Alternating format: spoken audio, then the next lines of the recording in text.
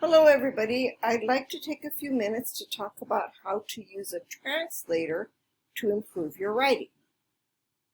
First of all, do not simply write your sentence or sentences in your native language and then translate it to English.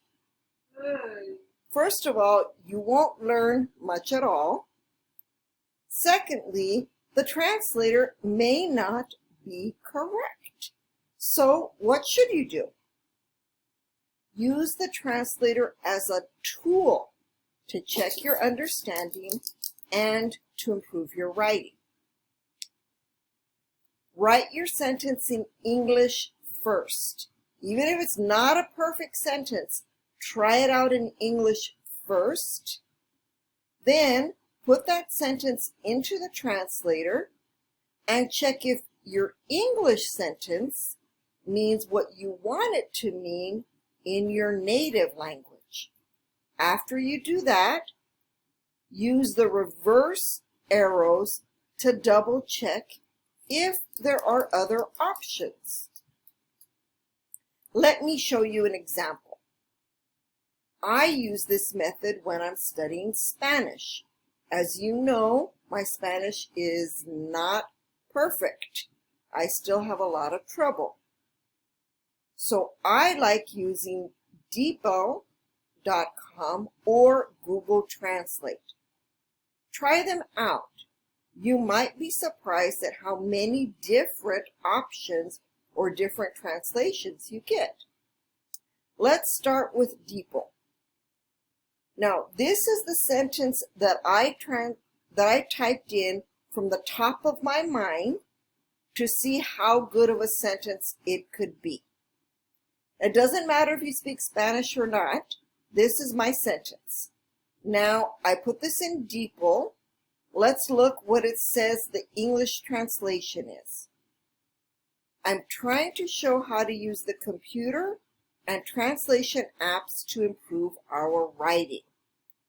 Now, when I wrote the Spanish sentence, and I just went back to it, I wasn't sure of the right word for escrito, but I put it in anyway, and Depot knew what I meant. Now let's use the reverse keys and see what it says a better translation into Spanish would be. Wow, it really changed my sentence. It changed my first verb from tratar de to intentar. It changed usar to utilizar. It changed the word from computer to ordenador. It wrote aplicaciones instead of apps. And it corrected my word for writing. So Depot changed many words. Let's examine them. I told you I wasn't sure about writing, so I know that escritura is a better option. So I'm going to keep that. And las aplicaciones looks better than just apps. And it changed apps para to de. And remember, the prepositions are always tricky from one language to another. So I'm going to trust Depot on that. But what about the other stuff? What about the verb changes?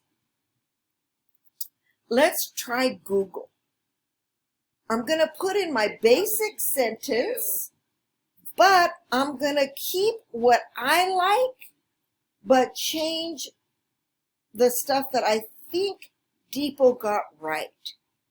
All right, here's my new Spanish sentence. I kept most of the original sentence, but corrected la escritura, las aplicaciones, and used de instead of para. Google says my sentence means I'm trying to show how to use the computer and translation applications to improve our writing. That is what I want. Use the reverse keys to see if anything changes. No, nothing changed. Google kept tratar de instead of using intentar, and it kept usar instead of utilizar. So I'm feeling pretty good about this Spanish sentence. Even though this isn't my native language, I think I have a pretty good sentence now. What do I think? Google didn't change my sentence, but DeepL did. I need to use my own knowledge of Spanish to choose which translation to use. Compare. Here was my original sentence, which we know has errors. And here are the two options. The top one is from DeepL. The bottom one is from Google. And I think if I wrote the bottom sentence, it would be correct. Now, this process does take more than one step. But notice how much I, as a Spanish language learner, have learned. I learned the correct word for writing.